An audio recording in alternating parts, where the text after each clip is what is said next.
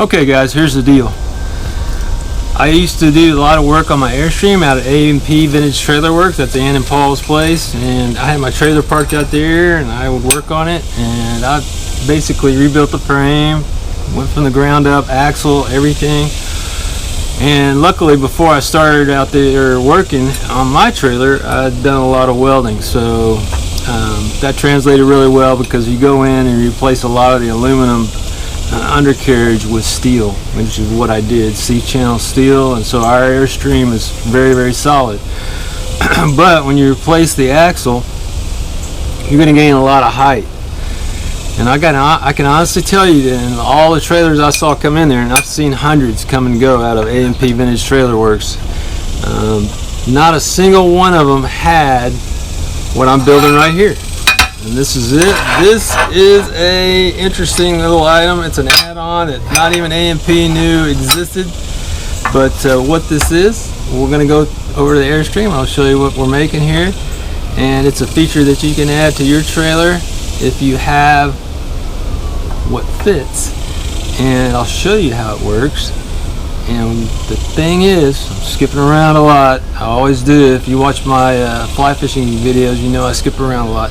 The thing is you put a new axle on your Airstream, you've raised it maybe as much as 6 inches off the ground. That's a big lift. So you're gonna need this for your next generation Airstream that you're rebuilding or restoring, and with the new axle, which, you know, is a much better axle, disc brakes, the whole 9 yards. Anyway, we'll get into that some other time maybe. Okay, so let's go take a look and I'll show you exactly what we're talking about. Alright guys, so here's how it works. This is a typical Airstream pull-out step. As you can see, I've got a lot more clearance now between the trailer and the ground, because I've put in the new axle that raises everything up. If you have a sagging trailer, you got more problems than just a step. But here's what you probably want to do if you're a little older like me and my wife, and want to be able to take this kind of height in 2 steps. You come along in here. This is where it goes in right here. You're going to weld down like this onto here like that. Step goes out like this, and bang, you got a second step right there. So what I'll do is I'll show you the finished product when it's finished. But essentially, I can't decide what I've decided on this. I think it's like this. This is your next step on your Airstream trailer. Very rare. Nobody makes them, and you never see them. And all the time I was, like I said, I was at AP Vintage Trailer Works, hanging out there and working there and whatever. Never saw a single one of these. Making it out of steel for a very good reason.